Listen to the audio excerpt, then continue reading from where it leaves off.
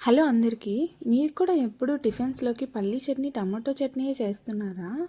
అది తిని తిని బోర్ కొడుతుందా? నేను ఎప్పుడూ అవే చేస్తాను.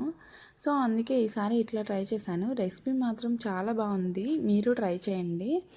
ఇంకా రెసిపీలోకి వెళ్తే ఆయిల్ హీట్ అయిన తర్వాత whole garam masala with kasuri methi add చేసుకోవాలి.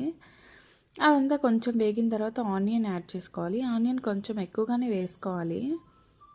సో ఆనియన్ వేగిన తర్వాత కరివేపాకు వేసుకోవాలి. ఆ రెండు మంచిగా బ్రౌన్ కలర్లో కుక్ అయిన తర్వాత 1 స్పూన్ అల్లం వెల్లుల్లి పేస్ట్ యాడ్ చేసుకోవాలి.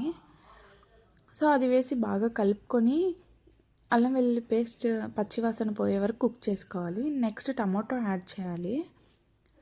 టమాటో వేసిన తర్వాత మంచిగా కలుపుకొని ఇంకా మీ స్పైసీకి తగ్గట్టు ఉప్పు, పసుపు, కారం అండ్ గరం మసాలా యాడ్ చేసుకోవాలి.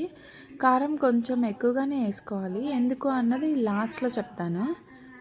సో అదంతా వేసి మంచిగా కలిసేలా కలుపుకోవాలి. అలా కలుపుకున్న తర్వాత కొంచెం వాటర్ యాడ్ చేసుకోవాలి. కొన్ని వాటర్ యాడ్ చేసుకోవడం వల్ల అదంతా దగ్గర కుక్ అవుతుంది. అలా కుక్ అయిన తర్వాత మీకు ఎంత గ్రేవీ కావాలో అన్ని వాటర్ యాడ్ చేసుకోవాలి. వాటర్ యాడ్ చేసుకొని అదంతా కుక్ అయిన తర్వాత గ్రేవీ కన్సిస్టెన్సీ థిక్గా రావడం కోసం వాటర్లో శనగపిండి మిక్స్ చేసుకొని అందులో యాడ్ చేయాలి.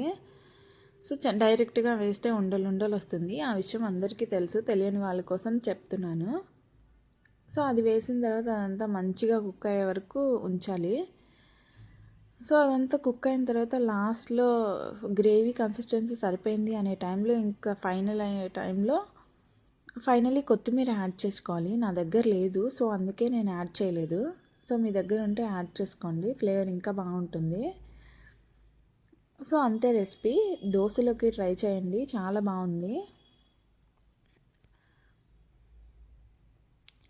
రెసిపీ ఎలా వచ్చిందో ట్రై చేసి కామెంట్ చేయండి.